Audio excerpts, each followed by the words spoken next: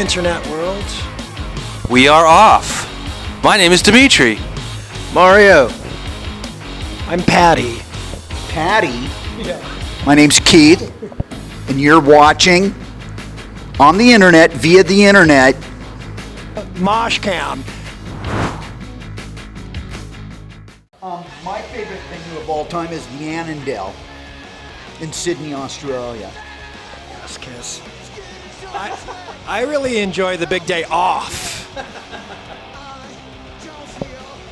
Well, you know, we live in California, and it sure was a pleasure to play that Coachella festival.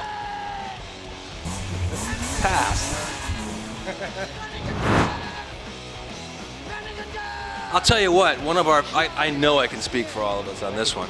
That was pretty crazy. The cops shut us down on our record release party. But there was a show we played in Berkeley, California at a famous punk club called the Gilman Street, where it was us and the OCs and Ty Segall. And it was fucking insane. Also Vancouver for some reason. Like these posters where you see like one of us like on top of the crowd, you know, that's Vancouver. That's from that show. Because they couldn't get another person in there. And it's just one of those things, you know, where like you could just jump right out of the crowd and there's no way you're gonna hit the ground. They're too squished together. You know? That's my kind of show. I like that. Well, I don't know if that's a crazy show, but it's a very supportive crowd. So it's not a lot of support.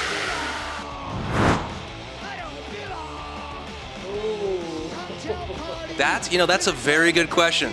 Definitely, it's a toss-up. I'm very good about that question. I think It depends how you define party. Yeah. It depends on how you define party, because certain members in this band have different definitions of party.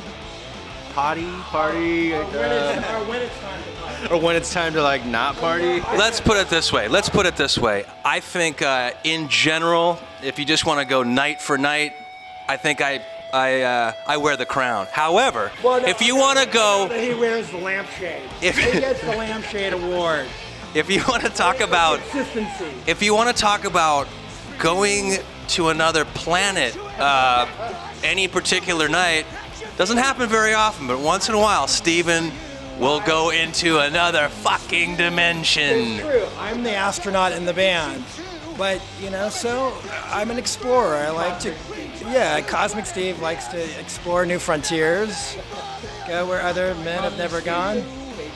Yeah, and it's usually with, you know, excellent results. However, back in the day, if we could somehow build a time machine right now and go back in time over 30 years, Yeah. this guy's got some stories. Oh, Who smoked crack with David Lee Roth? Right now, we'd like to give a Lifetime Achievement Award to Keith Morris. He wears the lampshade permanently. Take it away. As you can tell, I'm wearing the lampshade right now. You can't see my face. I'm talking from the far corner of the upstairs lounge, dressing room, green room, red room, white room, upstairs bar at the Annandale in the beautiful city of Sydney, Australia. And yes, I used to like to take a few drugs and sip a few adult beverages. Yes, I've wrecked cars. I've jumped off 3-story buildings. Oh, what else? Tonight we'll be performing a song called Peace in Hermosa, based on a true story. Smoking PCP on a Christmas morning. All the guys on the block got brand new surfboards and wetsuits, and we smoked angel dust and went surfing.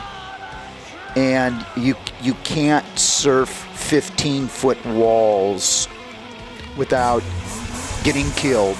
Okay. We had that steak dinner. Yeah, that's kind of Justin from Sailor Jerry's bought us these terrific steaks. That's a random memory. Calgary. That was in Calgary, Alberta, Canada. That was a big night. Yeah, that's true. A rep from an American rum company took us out for a big steak dinner. And our waitress was totally hot, but she couldn't be convinced to come to the show, the free party that we were playing. Now, when I say free party means everybody gets in for free and gets to drink free drinks and listen to music for free. But that wasn't incentive enough for her, so she got off work and went home, I guess. Usually free drinks, that just right there, you get them. With her, we didn't know what to do. She was at a loss. I don't think that's what you meant by big night out, right? Well, we can tell you about the last night out that we had the last time we were here. That was a big night out. Woo! When Josh Homme had 1 million motorcycles on his head. It was the weirdest thing. He appeared at the Fitzroy Bowl in Melbourne, Australia, and he just had 1,000 bikers on his head. I don't know how he did it. And that was a crazy night. You can imagine. Yeah, crazy things happen, but I think in general that we subscribe to the Andrew WK rule that when it's time to party, we will party hard. But it has to be time. When it's time, and tonight. And a truly seasoned partier. Yeah. What are you looking for? Hollywood party powder? The devil's dandruff, no. A truly seasoned party goer knows how to choose when it's time. They can recognize when it's time and when it's not. So you want Santa's Village to show up at I want to have just. the Annandale in Sydney, Australia? I want to have good. Beautiful city of I want to have good, wholesome times with the people of Sydney tonight. That's what Absolutely, I agree with that. We used to be kind of wild and crazy, but we've really toned it down quite a bit. We don't really do much of that stuff anymore. Why, you got some? Does that mean us or someone in the crowd? Well, one time I got my feelings really hurt. I'm currently injured. I jumped off the stage at the Red Hot Chili Peppers, and I realized I'm not 23 years old anymore. Yeah. During our show, I sounded like during the Stage time. Give it away! Give it away! Give it away!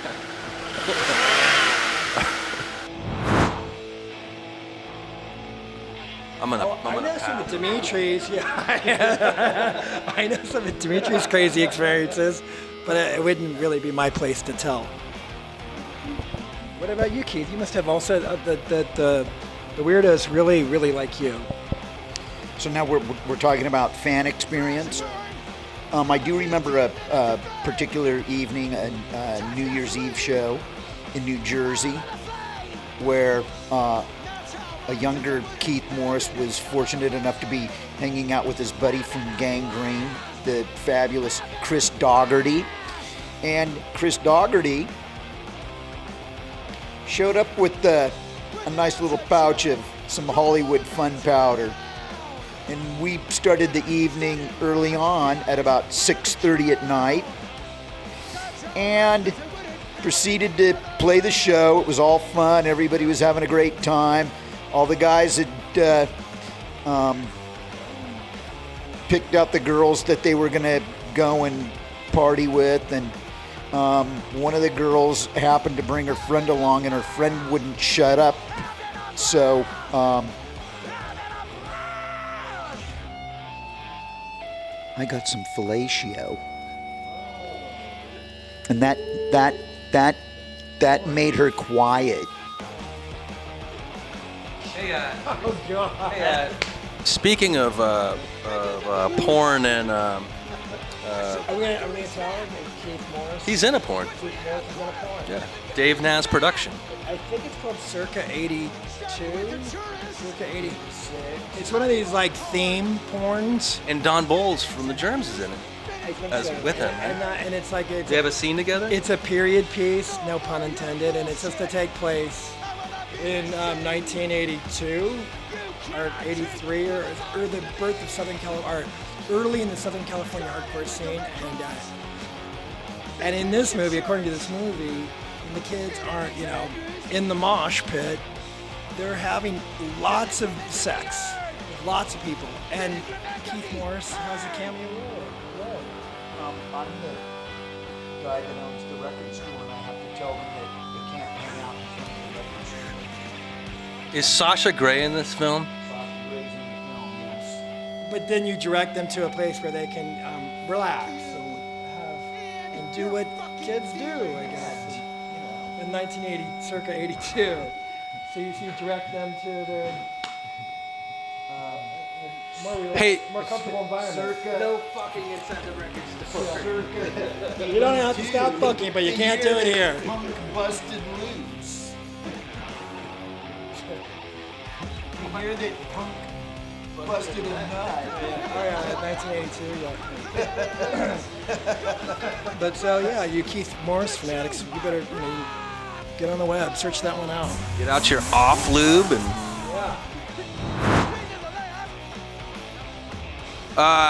Going back to Coachella, there was a kid that got into the circle pit, and next thing you know, his elbow's sticking out of his skin, just the bone sticking out. I saw that one. And but then I looked over a little bit closer to me, and there was Chuck Zukowski watching the show, and then I looked to my right, and there was Ian MacKay. So it was like this mixture of like happiness and horror, like all at once, Me? That's you on the side of the road in Austin, Texas. Did I wake up on the side of the road? You just decided that you had enough and you just decided to go to sleep on the side of the road.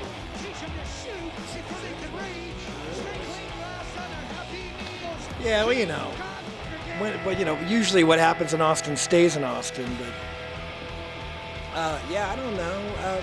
I usually find myself, what's really crazy?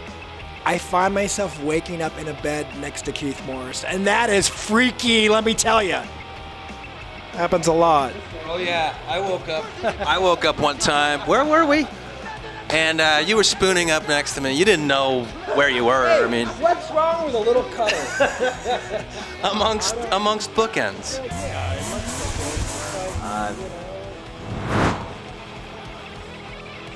Yeah, we told you about that. Our record release. Oh yeah. Yeah, basically, we booked our first 3 shows in LA. And always, wanted it to feel authentic and, not your typical venue where everybody goes. So we found like these, cruddy warehouse spaces with one bathroom. And the first one was really cool. We played inside a skate ramp, and Raymond Pettibone did a big installation behind us. The second one was at Club Lingerie, which nobody had been to in years. And it was like a famous, club where you'd see a lot of punk bands back in the 80s and stuff. So we were always really creative with what we were doing. And then finally, the last one we did on our own happened at one place, and the cops shut us down before it even started. They say, you play one, we've heard about this show for days now. You play one fucking note, we're coming in, we're taking all of your gear. Try us. We're the LAPD, motherfucker. And so we said, oh shit. And there was a line of people around the building ready to go. It was raining. It was actually, Vice made a documentary about it. You can watch it. But we had to go around the building and tell everybody, just hold on a second. We're going to figure out another place to go. We're going to move this show. The OCs had come down from San Francisco. No Bunny had come down from wherever No Bunny's from. And it got moved to some other little place, where not everybody could fit in. And it was just I remember going with our buddy who kind of saved the day, and getting like just cases of water to hand out. You know, it was like sweat was like pouring down the walls. It was that was a pretty authentic way to throw your. That was our record release party for the first 4 EPs. Yeah. Great. What about the great Arizona oil heist? Yeah, we had a vehicle that for years we drove it for the first 2 years of the band, and ran on waste vegetable oil from the back of restaurants, the stuff they'd throw out after. We go to Asian places because theirs was really clean. The good stuff looks like unused motor oil. Japanese, Chinese, Thai, that kind of thing. And we found this Hawaiian barbecue joint in Phoenix, and we were looking. We're like, oh man, because the desert kind of area is really hard to find. It was the mother lode. We opened up this big thing. It looks, if you go in the States, you go behind it. Yeah, big. It looks like a big dumpster. It was filled with this shit.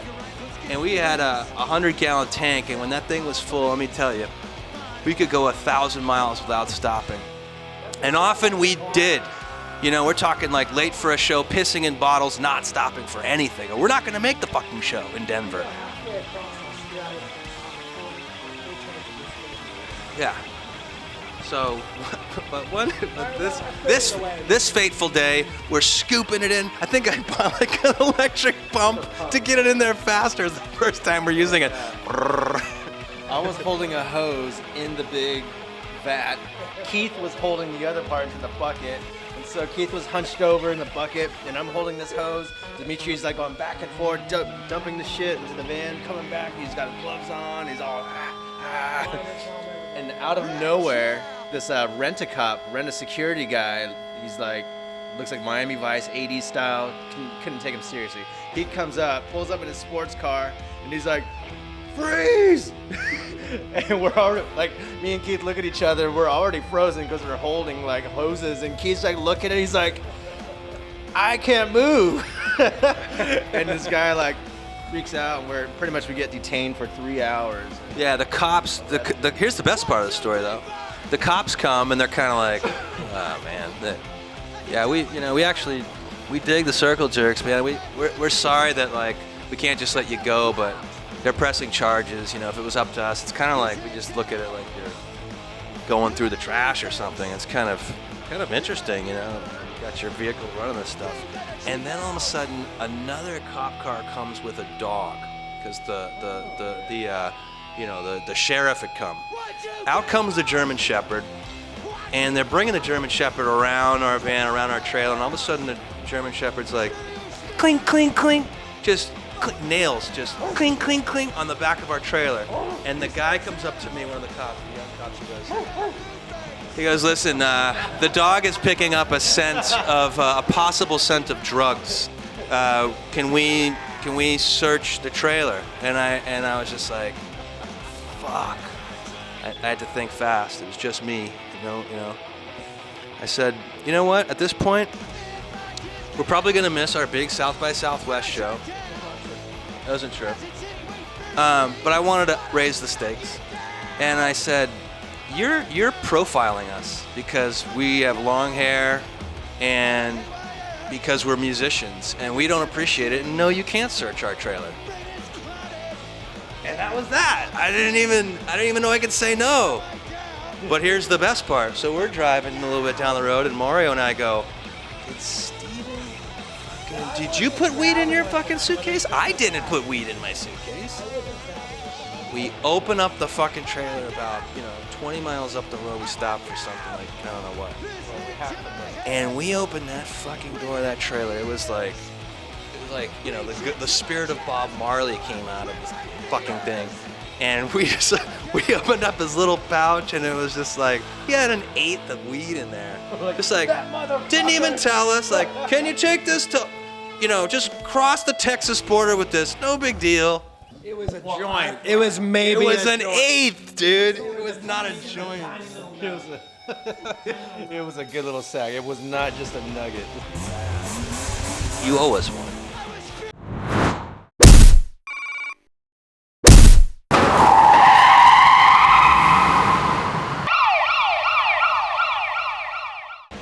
swear on this?